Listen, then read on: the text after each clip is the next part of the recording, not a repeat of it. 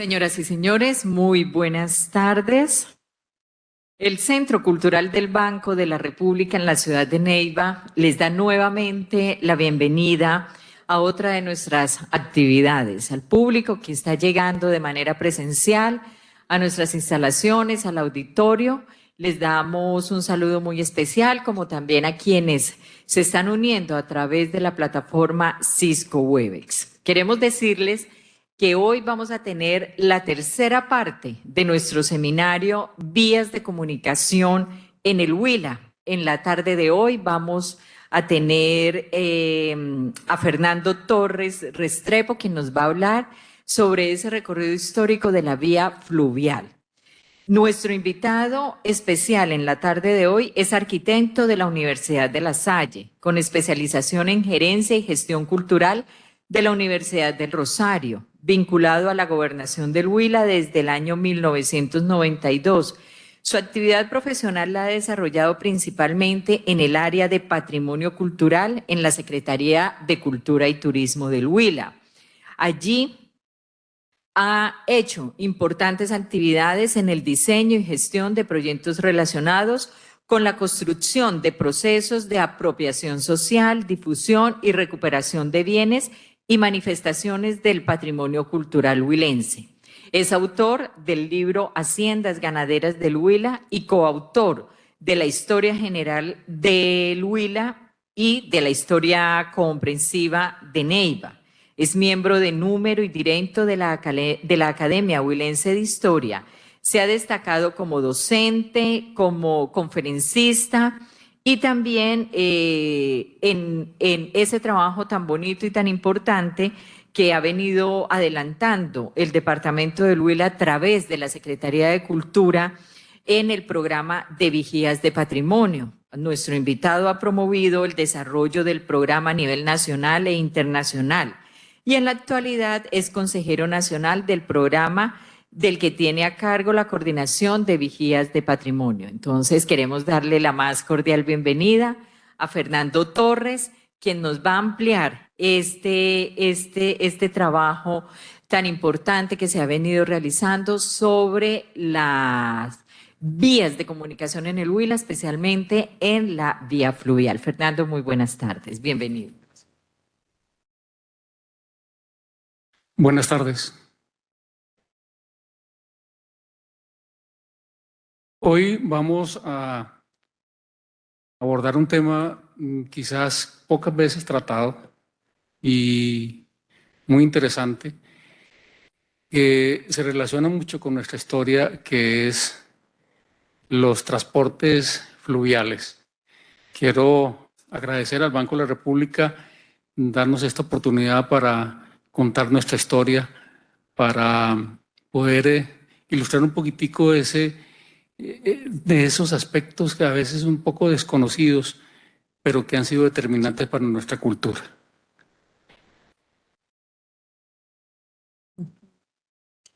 Bueno.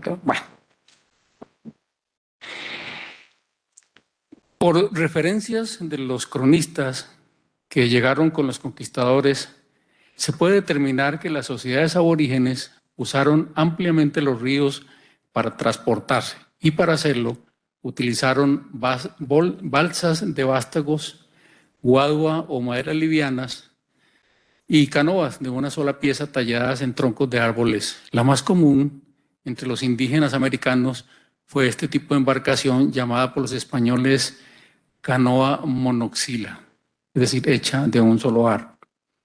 Con la llegada de los conquistadores, el actual territorio colombiano se comienza a formar, en el actual territorio colombiano se comienza a formar una red de campamentos temporales pretenciosamente llamados ciudades, dentro de los que se destacan los puertos de Santa Marta y Cartagena frente al mar Caribe, así como en el interior Cali, Popayán, Monpós, Timaná y por supuesto Santa Fe de Bogotá.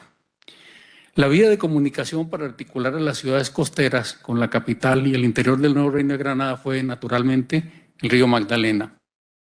Llamado el río de la patria, vértebra de la nacionalidad o río padre de la nacionalidad colombiana, el Magdalena fue por siglos la principal y obligada vía de comunicación del interior de Colombia con el Caribe y con el mundo. Además, el río más importante del país, por lo que ha significado en la historia, el más pintoresco por la variedad de sus paisajes, el más recorrido por los viajeros y geógrafos, y la vía sobre la cual se ha fijado durante siglos la mirada esperanzadora de todo un país. Pero dejemos a un lado las referencias obvias a la importancia del Magdalena como vía de comunicación en su curso medio y bajo para centrar nuestra atención en el área geográfica del río donde se localiza nuestro departamento, el Alto Magdalena.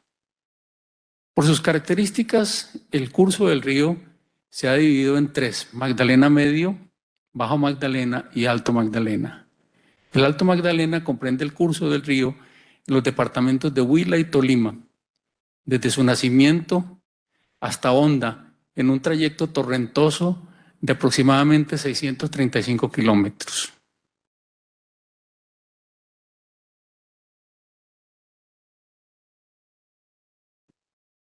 Allá, listo. No obstante, considerarse navegable el trayecto comprendido entre Honda y Neiva, en el Alto Magdalena y particularmente en el territorio del actual departamento del Huila, no son muy comunes las referencias de los cronistas sobre la navegación fluvial en los primeros años de la conquista, pero esta presumimos que debió hacerse a bordo de canoas y piraguas indígenas que, como muchos otros recursos, fueron adoptados por los españoles. Podría decir que la navegación fluvial, entre comillas, la bautizo formal en el actual departamento del Huila, surge con el establecimiento de Neiva como centro de respaldo a la actividad minera y la consolidación de la red de caminos hacia el Cauca, que convirtieron a la ciudad en lugar de descanso para viajeros y despensa para surtir otros mercados. Pero no obstante ser el río Magdalena el eje articulador del territorio huilense, hablar de un destacado desarrollo de la navegación fluvial durante la llamada época colonial no es posible de la manera como se hubiera podido prever, por la condición de ser Neiva, puerto fluvial terminal, ciudad de estación obligada para los viajeros en las rutas al sur del continente y sitio clave en la dinámica comercial del nuevo Reino de Granada. Aquí entra a jugar un papel muy importante el tema de los caminos, donde Neiva era clave en todo este sistema vial que tenía el nuevo reino.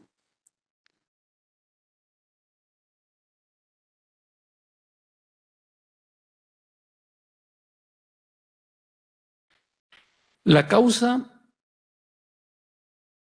que no se hubiera podido tener ese desarrollo tan importante que nosotros preveíamos al tener el río Magdalena son las difíciles condiciones de navegabilidad del río, en especial en su curso alto, iniciando por una notable barrera natural ubicada frente a Honda, conocida desde la colonia como el Salto de Honda. Allí, el río presenta un cambio de pendiente drástica cerca del 6% que marca el final del Alto Magdalena. En este punto, la velocidad del río aumenta notablemente, creando un raudal muy difícil de superar, inclusive para los peces durante la subienda. Son comunes las referencias de fotografías o videos, la gente pescando precisamente en esos raudales, y son famosas las subiendas de Honda en ese sitio del Salto de Honda precisamente. Pues el Salto no solamente dividió en dos la navegación del Magdalena entre Neiva y Cartagena, sino que también definió la suerte de Honda al convertirla en el nodo del sistema intermodal de transporte, gracias a la convergencia allí de vías fluviales y terrestres. Este obstáculo, el Salto de Honda, afectó también a Neiva, que marcó de alguna manera su aislamiento. En estas condiciones, la navegación a Neiva no pudo realizarse directamente desde el Caribe, sino teniendo como obligada estación el puerto de Arrancaplumas, más o menos 2 kilómetros arriba de Honda, cerca de la desembocadura del río Gualí, hasta donde llegaban las mercancías transbordadas provenientes de los puertos marítimos y los productos de nuestra tierra que tomarían de nuevo el camino hacia el Caribe a bordo de champanes que constituyeron el primer medio de transporte fluvial de capacidad notable usado por los españoles.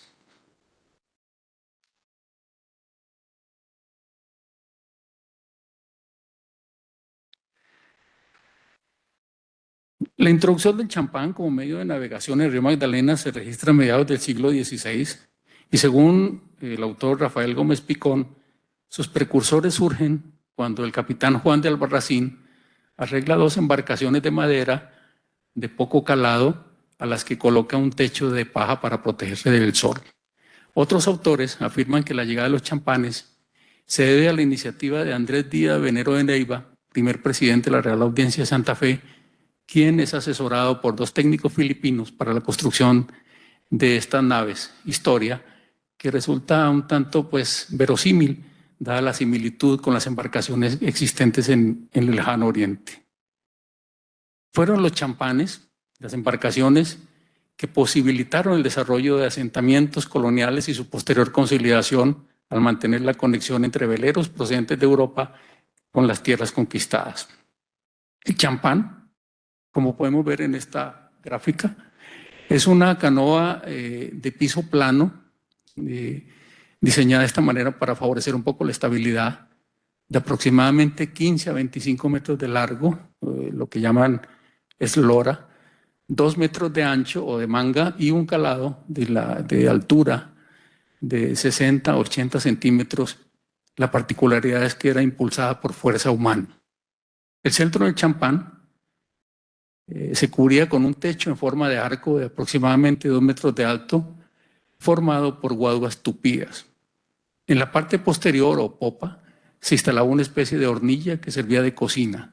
La carga y las maletas iban en el centro de la parte cubierta, mientras que los pasajeros se situaban en los extremos donde no había suficiente techo para protegerlos contra las inclemencias del tiempo. La tripulación estaba constituida por el capitán o patrón, quien tenía a sus órdenes 20 o más bogas. Esto dependía del tamaño de la nave, quienes armados de pérticas las clavaban en la arena y apoyado el otro extremo de las mismas contra el hombro, al andar sobre el techo, hacían avanzar el barco contra la corriente mientras proferían a gritos obscenidades, insultos y rezos. Sobre el particular, Humboldt anota, abro comillas, lo más enojoso de los viajes es la bárbara, lujuriosa, ululante y rabiosa gritería de los bogas, a veces lastimera, a veces jubilosa, otras veces con expresiones blasfemantes, por medio de las cuales estos hombres buscaban desahogar el esfuerzo muscular. Igual de molesto a sus gritos es el pisoteo de los remeros sobre el toldo, haciéndolo tan fuerte que a menudo amenazan desfondarlo. Ahí cierro comillas.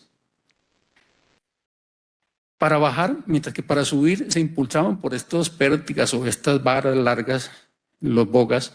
De bajada se utilizaba por los medios convencionales para poder dirigir el barco, como es un canalete, una especie de timón que servía para darle dirección.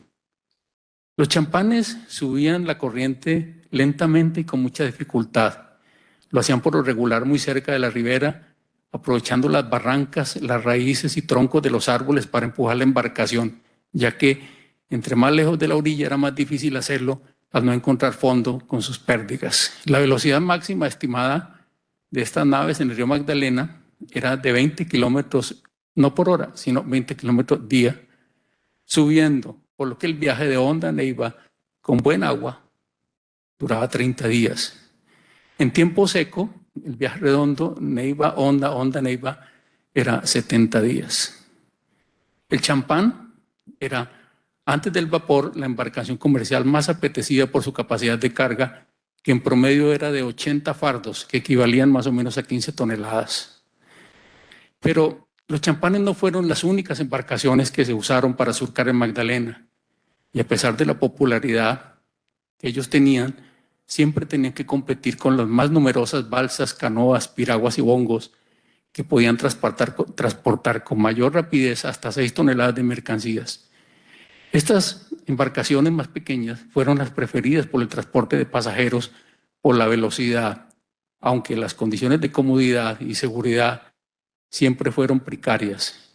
Las canoas bajaban de Neiva a Honda en 4 días y subían en 15. Los champanes fueron para Neiva el principal soporte de su economía durante varios siglos y a su alrededor giró la actividad mercantil de la ciudad, logrando sostener el flujo de mercancías llegadas de otros mercados, principalmente del extranjero, y la salida de productos de la tierra, como en su momento fueron los cueros, el cacao, el añil, la quina y los sombreros, entre muchos otros.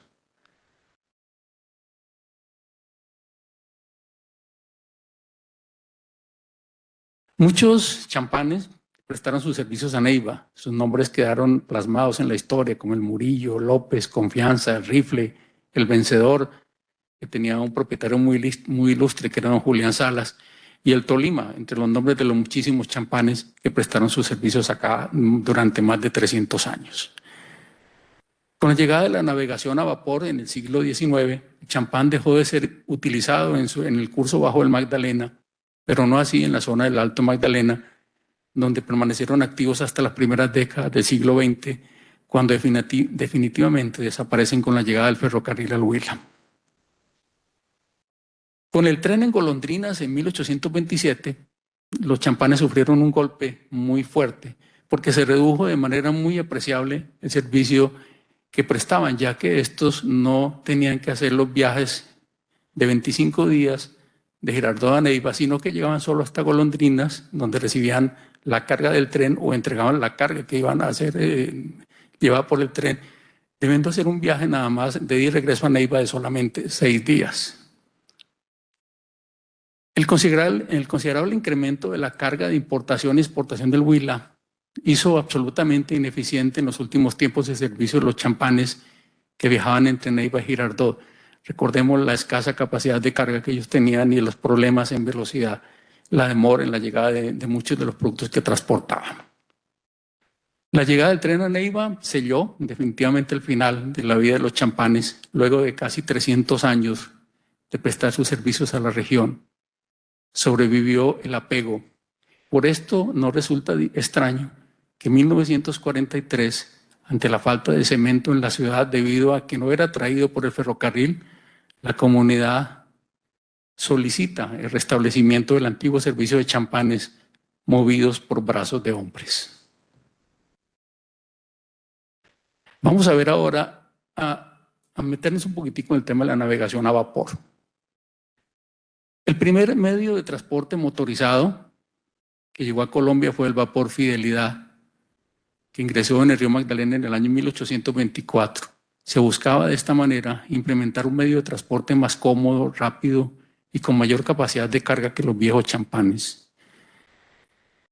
Los problemas de navegabilidad del río se hicieron más evidentes al intentarla con buques de vapor de mayor tamaño y calado. Fue evidente que el Magdalena era diferente a los ríos de apariencia similar que habían en Estados Unidos o en otros continentes, por lo que los buques a vapor que deberían seguir llegando a Colombia deberían construirse con suficiente fuerza y de un calado menor, debido a que era un río poco profundo y de rápidas corrientes. Este problema generalmente se presenta en el curso alto.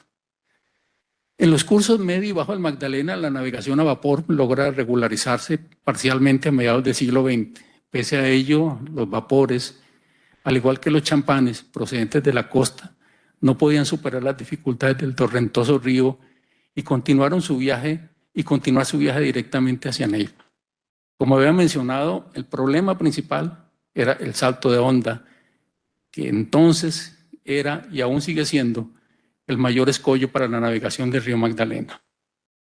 Este punto, el salto de onda, marcaba el final del viaje de los champanes y de los vapores que subían desde la costa caribe por el peligro que representaba intentar siquiera remontar el salto, pues la corriente era tan rápida que impedía subir y arrojaba las naves contra las rocas con tanta violencia que de manera muy común se perdía la carga, pasajeros, tripulación y la nave misma.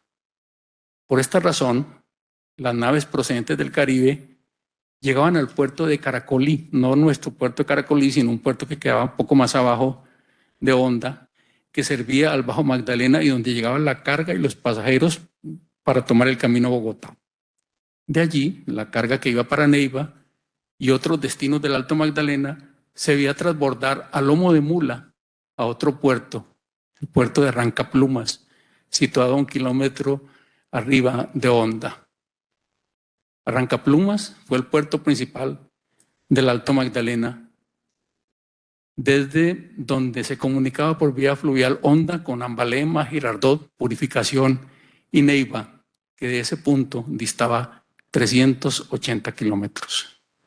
Vemos en la diapositiva una foto antigua del puerto de Arrancaplumas, arribita de Honda.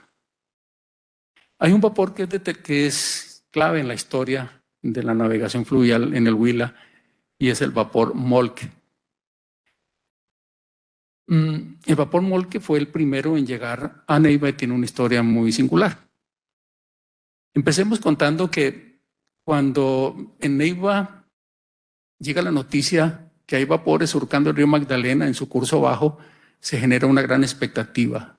El periódico El Alto Magdalena publica en el año 1856 que el comercio en la ciudad es bien concurrido y bien surtido, con artículos aprovisionados precisamente por champanes que en promedio llegaban a la ciudad 2 veces por semana y salían en esa misma frecuencia. Resalta la publicación de 1856 que es notorio que el sistema de navegación de champanes y canoas no haya cambiado en 3 siglos de vida civilizada, dicen ellos, y que siguiéramos navegando ni más ni menos como se hacía antes de la conquista. Finaliza la publicación del periódico reclamando que la vía más ventajosa de comunicación, que es el río Magdalena, se ha mejorado cuanto antes, ya que se asoma el crepúsculo de la esperanza de realizar el ensueño de la navegación a vapor. Era la esperanza para toda la región, para todos los neivanos.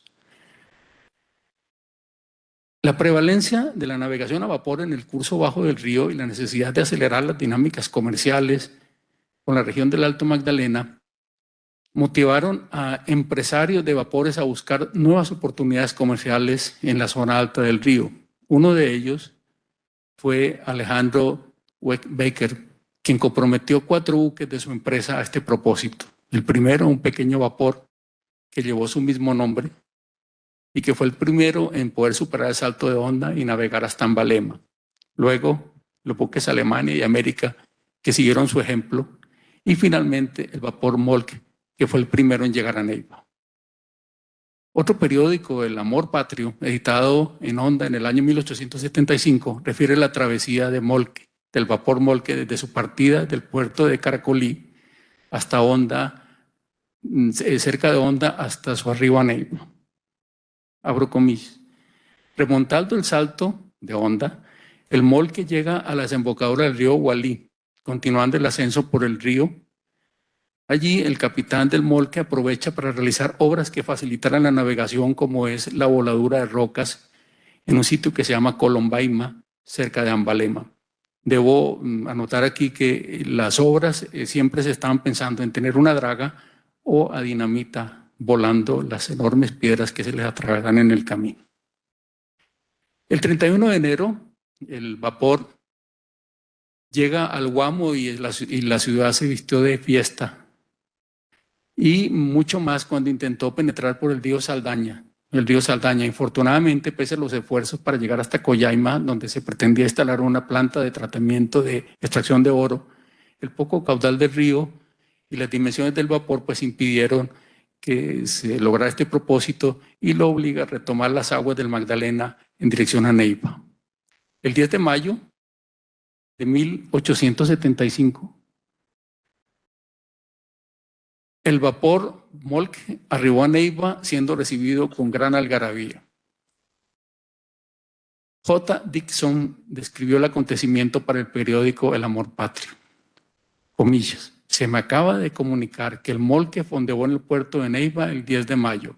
La recepción fue suntuosa y entusiasta. Las bandas de música preparadas para el efecto llenaron los aires con su armonía. Las aclamaciones de un pueblo entusiasmado, el estruendo del cañón y las alegres detonaciones de los cohetes demostraron una de las más importantes conquistas del progreso en nuestra patria. Los bailes a bordo fueron al cual más bellos por la concurrencia de lo más florido de la sociedad neivana y la cordialidad que allí existía. Cierro comillas. El Moltke era una nave relativamente pequeña, de bajo calado, es decir, que no era muy alta para que pudiera pues, pasar esas zonas muy bajitas del río. Pero tenía una particularidad, que tenía dos máquinas de alta presión que curiosamente tenían las calderas más grandes que entonces habían en todo el río Magdalena. Lo que necesitábamos era potencia para poder subir. El primer viaje de este vapor duró 4 meses y 7 días, pero la misma distancia de Honda a Neiva, en buenas condiciones, se podía recorrer en 5 o 6 días, cuando el río fuera limpiado de los obstáculos que interferían en su navegación. Con la llegada de Volque se soñaba con el establecimiento de un servicio regular y permanente de vapores que generaría una transformación completa en la región del Tolima y el Huila, con el establecimiento de un servicio de buques rápidos dedicado a transportar las quinas de Neiva y el tabaco, de igual manera los sombreros, el oro, el café y el cacao que se exportaba a Cundinamarca, y subirían sal, productos importados, manufacturas y textiles nacionales.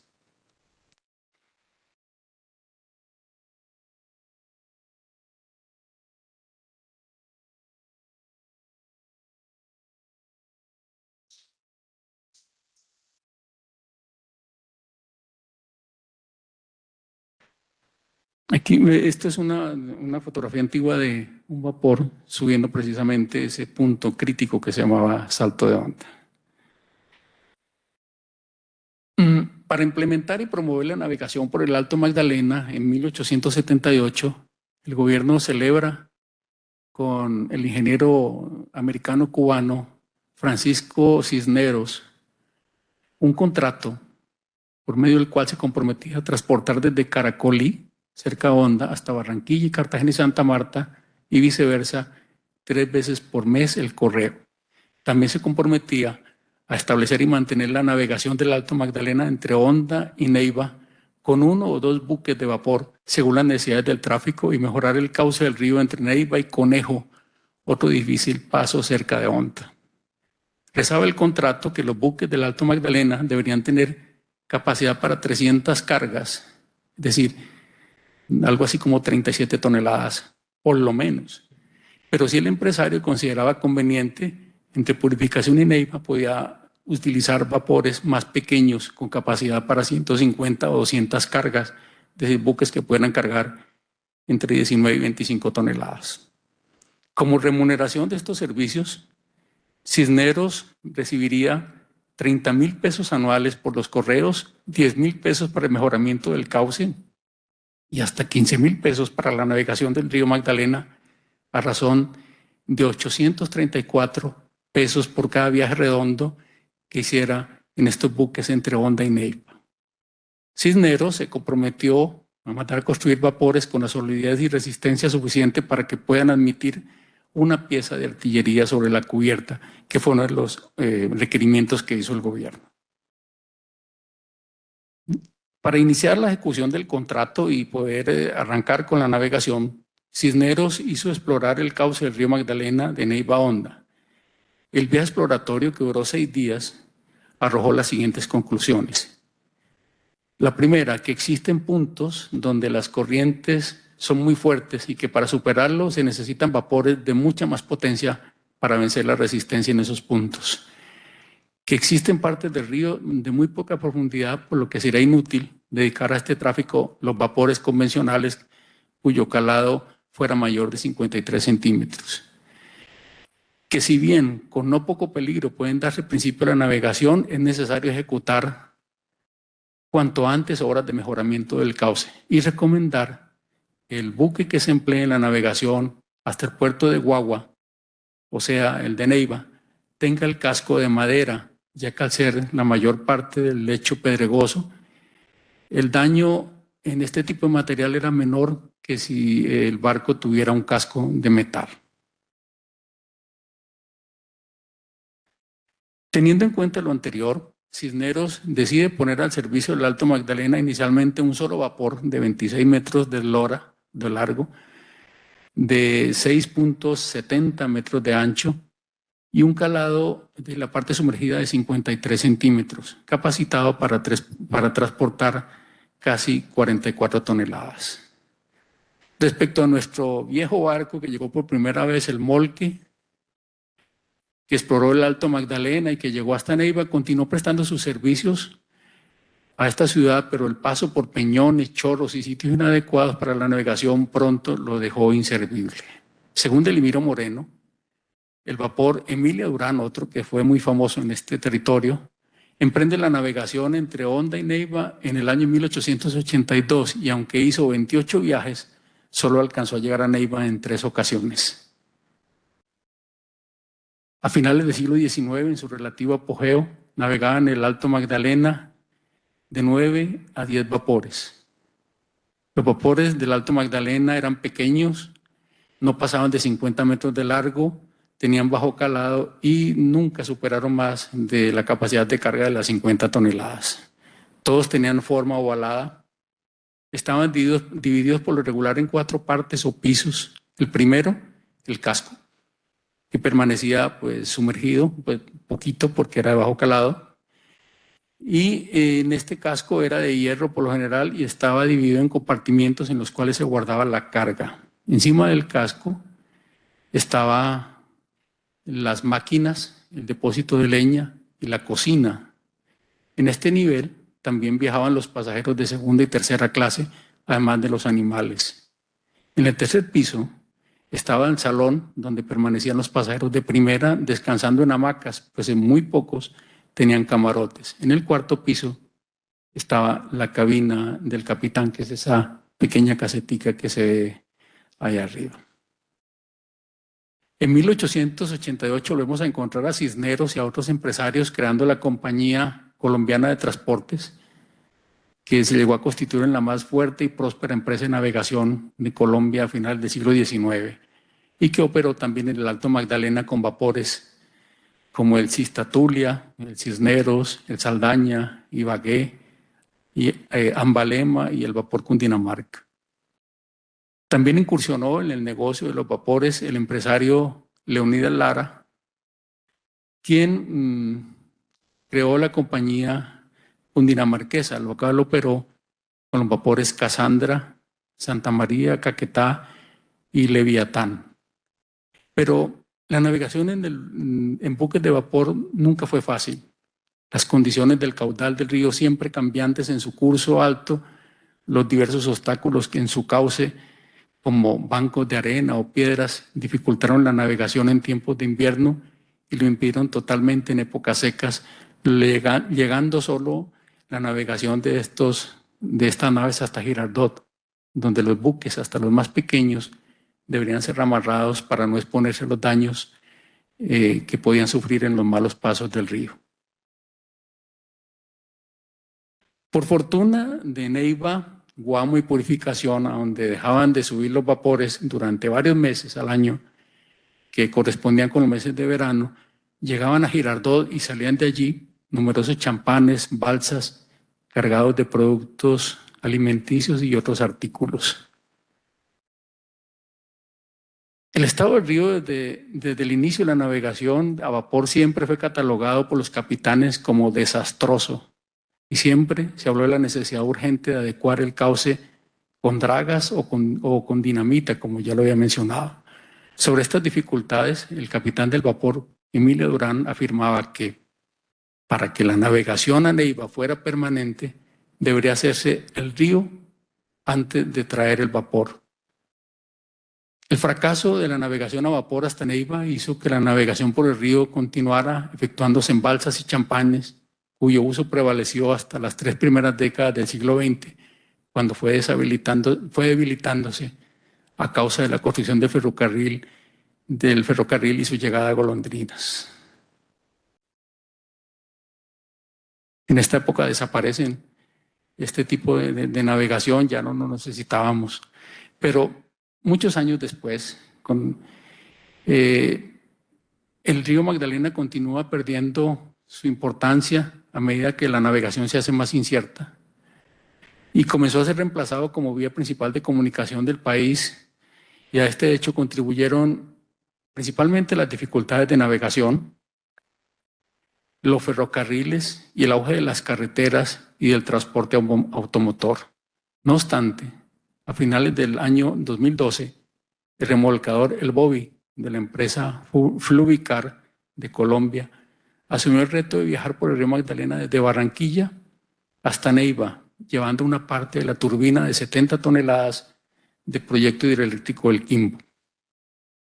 Este transbordador, luego de transitar en relativa calma por alrededor de 1.000 kilómetros por el Bajo y Medio Magdalena, se enfrentó al principal reto para la nave, que ya ustedes saben que era superar los saltos de onda, donde siempre había sido difícil avanzar debido a la fuerte corriente del río y las piedras que hay en ese sector. El tránsito por el salto no fue fácil, debiendo ayudarse este transbordador por cables de acero conectados a winches. Y en sus varios intentos de remontar el salto, se le fundió uno de los motores auxiliares y la quilla del bote debió ser rediseñada para evitar que el agua entrara a la embarcación y ocasionara el hundimiento. Se tardó más de un mes en llegar al Tolima, en superar este escollo, y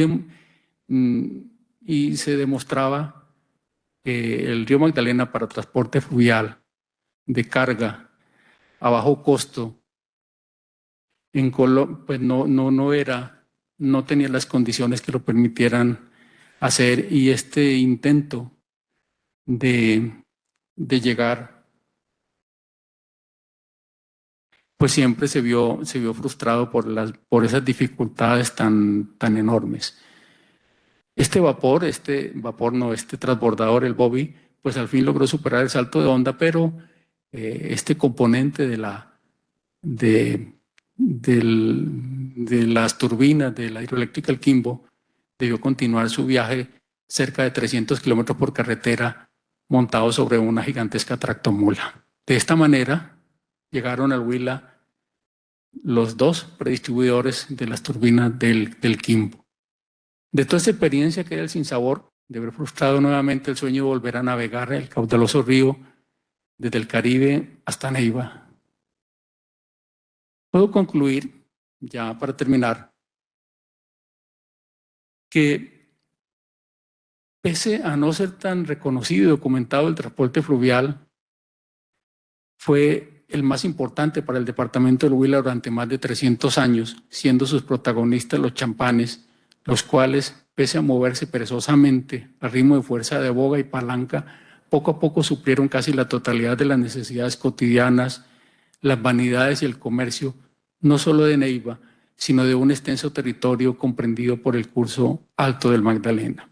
Pero yo creo que la conclusión más importante es que debemos conocer la historia de la navegación por el río Magdalena, la cual puede resultar útil hoy, cuando con un optimismo no exento de ligereza se habla de devolver su navegabilidad al río Magdalena como un gran propósito nacional. La navegación del río Magdalena siempre fue dificultosa y ha empeorado a raíz de las intervenciones humanas en su cuenca. Así que cabría preguntarse cuál es la navegabilidad que se quiere devolver al río, qué tan factible es hacerlo. Los proyectos de convertirlo otra vez en una vía importante para el transporte en Colombia deben tener en cuenta estas circunstancias, so pena de repetir errores del pasado. Muchísimas gracias.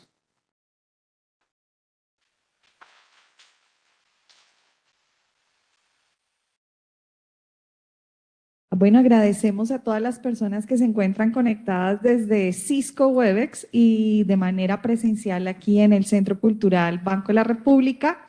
Queremos saber si alguien dentro del auditorio presencial o virtual desea hacer algún comentario, alguna pregunta al respecto de la intervención del arquitecto. Permítanme un momento, aquí en el auditorio virtual, presencial.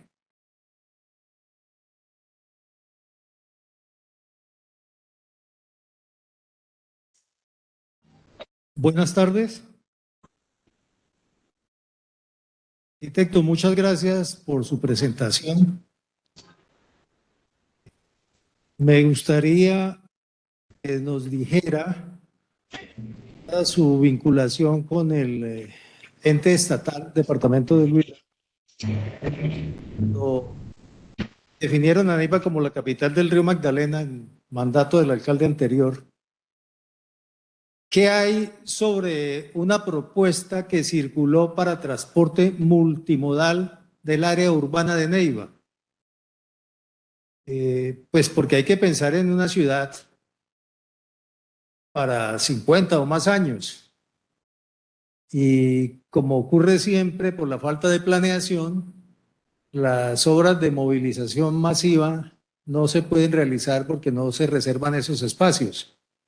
Tenemos el caso de Bogotá y de otras ciudades. No entiendo por qué, si casi 2 siglos intentando navegar el río, por qué en el salto de onda no se ha pensado en unos elevadores como los que tiene el Yangtze, que tiene una diferencia de cota de 180 metros y maneja embarcaciones de tipo transatlántico, dado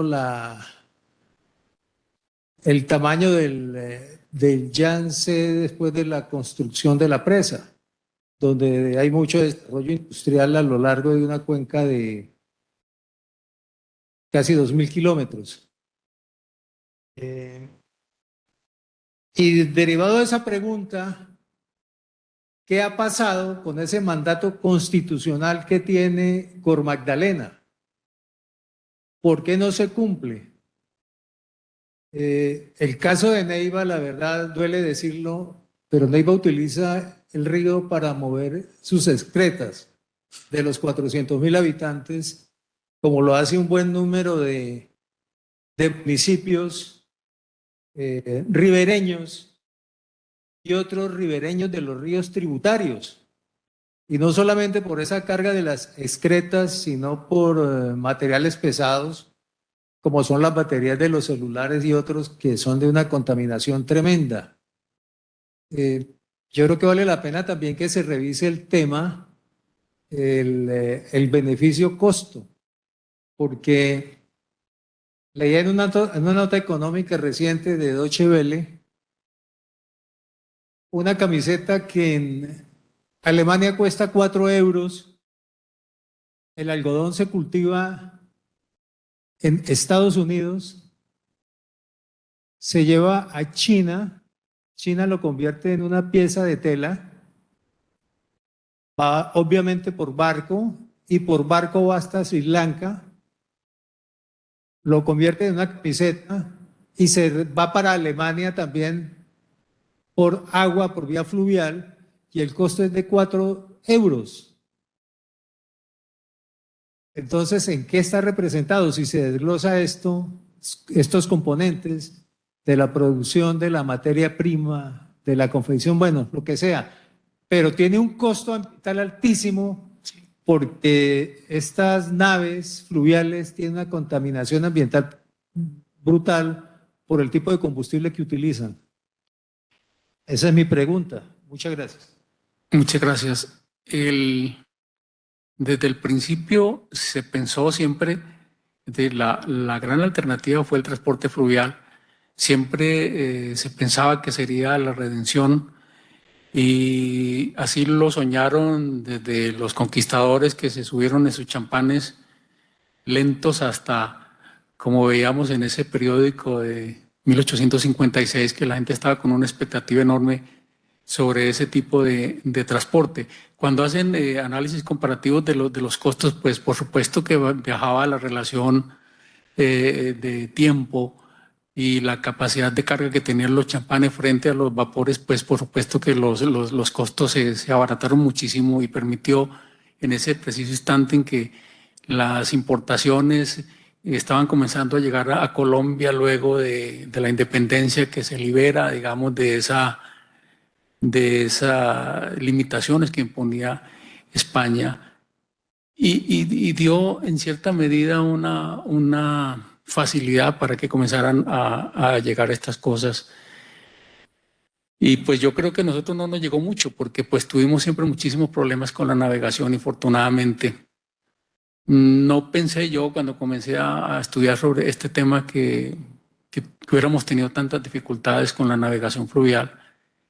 Y, y el hecho que nos hayamos quedado con vapores hasta los años 30, pues eso nos da mucho que pensar.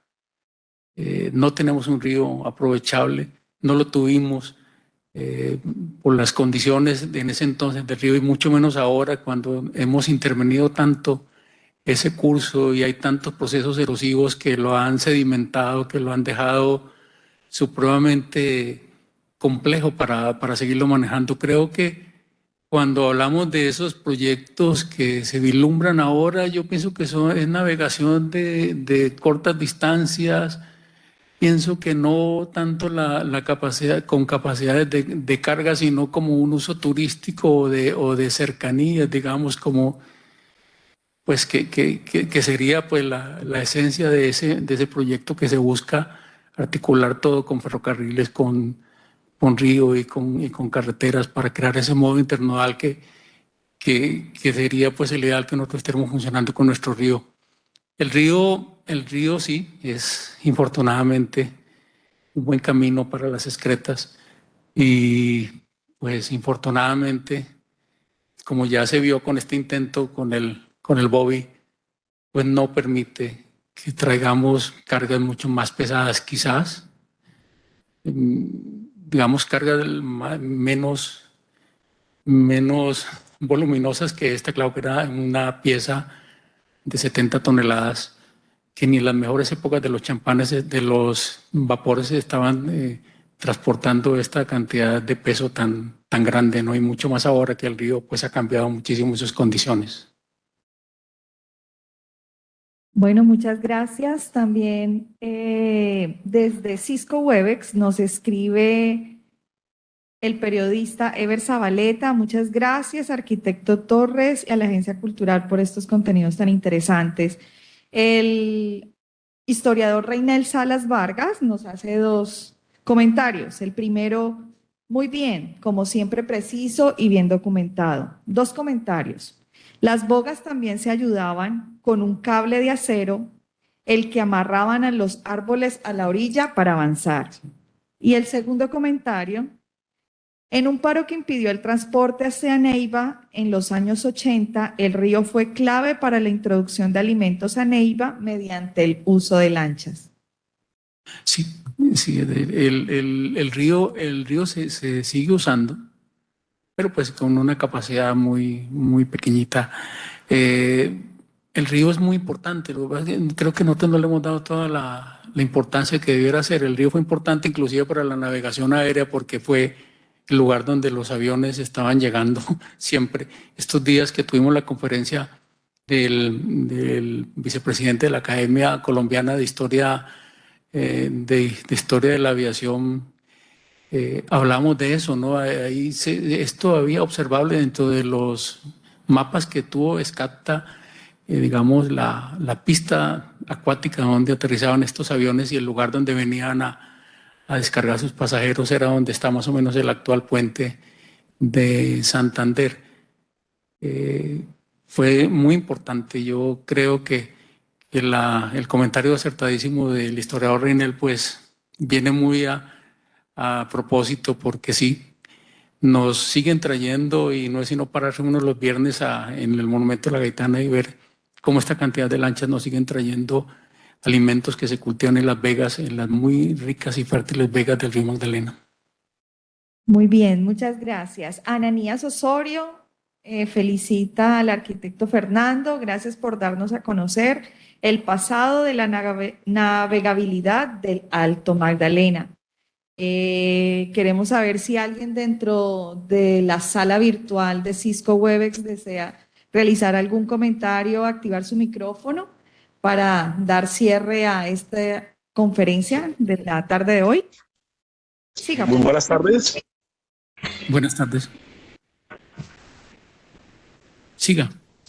Sí, gracias. Quería preguntarle, Fernando, de pronto si existen estudios, digamos, hasta qué parte, digamos, hasta qué parte del río Magdalena se podría, digamos, habilitarlo para que pudiera ser navegable, digamos, con relativa facilidad. Uno entiende, digamos, que con mucha inversión podría uno hacerlo navegable de pronto hasta casi que hasta su nacimiento, podríamos decirlo, pero digamos que sin tener que acudir a demasiados costos, a demasiadas inversiones, hasta qué punto más o menos hacia arriba el río Magdalena podría habilitarse para poder ser navegable y que pudiera servir como medio de transporte, digamos, de pasajeros y de pronto un tipo de carga, ¿sí? Esa sería mi pregunta, Fernando. Muchísimas gracias. Muchas gracias. Desde siempre se hablaba de la navegabilidad del río desde Cartagena hasta Neiva. Y de no ser por este obstáculo tan bravo que son los saltos de onda, que es el salto de onda, pues pudiéramos tener una relativa navegación. Hay un documento bien importante que estuve consultando, que fue el estudio preliminar que hizo Cisneros, Francisco Cisneros, para poder meter, digamos, el primer buque a vapor, y encuentra de forma muy detallada unos puntos que son críticos. Por ejemplo, hay un punto en Piedra Pintada que es complejísimo por el tema de los sedimentos que se forman ahí, las bajas profundidades. En Natagaima hay otro punto, inclusive un vapor que fue diseñado especialmente para navegar en el río Magdalena, que fue el Cassandra de la empresa comercial de Oliverio Lara e Hijos. Duró varado un par de meses ahí en Natagaima. La solución pareció ser siempre una draga, pero son soluciones temporales porque el río es un elemento muy dinámico, es muy vivo y en está cambiando sus condiciones de manera permanente. Yo pienso que la respuesta fue la misma que encontraron al principio cuando debieron diseñar buques especiales para navegar, de calados muy bajitos. Es que 50 centímetros de calado no es nada, es muy poco lo que iba sumergido, y aún así tenían problemas.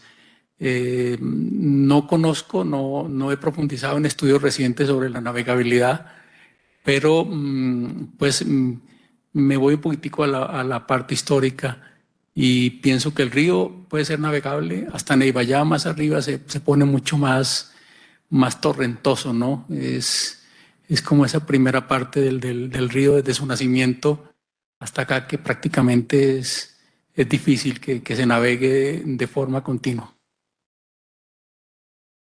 Muchas gracias. Con gusto.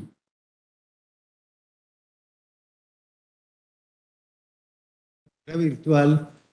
Recordemos que en el primer gobierno Santos se hizo la adjudicación de la navegabilidad del río Magdalena.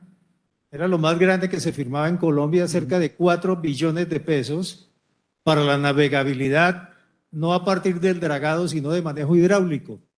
Pero ese contrato colapsó, fue cuando vino el lío de Navelena, que se perdió una cantidad de recursos impresionantes a través del Banagrario, quien era el banco líder.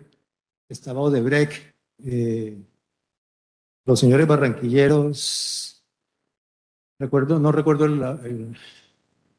el hermano del senador. Sí. Eso, pero no me contestó usted la pregunta, arquitecto, si en el POD departamental existe algo sobre la propuesta de uso multimodal, porque eso lo hablaron hace mucho tiempo aquí en Neiva. Yo recuerdo cuando era muy niño, el Neiva de cercano a 1.000 habitantes, un sitio icónico en Neiva era la barca de Juan Bustos. Era como un club social para el pequeño poblado de Neiva. Sí. Entonces, fíjese cómo se ha menospreciado las tres vertientes, porque no solamente el Magdalena, sino las Ceibas, que es el que nos provee el líquido vital, y el mismo río del Oro. Sí, infortunadamente. Gracias. Pues cuando estuve vinculado en el área de patrimonio cultural, estuvimos trabajando el POD, pero pues le confieso, me dediqué fue a esa parte de lo del patrimonio cultural material, y sobre todo el patrimonio cultural inmueble, y no se abordó ese otro campo amplio de la navegabilidad del río Magdalena. No le puedo responder esa pregunta. Muchísimas gracias. Bueno, muy bien. Por último, Esperanza Rojas comenta, muy interesante, para los adultos mayores del Servir Salud, están conectados vía online por participar en tema tan valioso con personas tan expertas en el tema. Un privilegio estar en esta selecta invitación. Muchas gracias.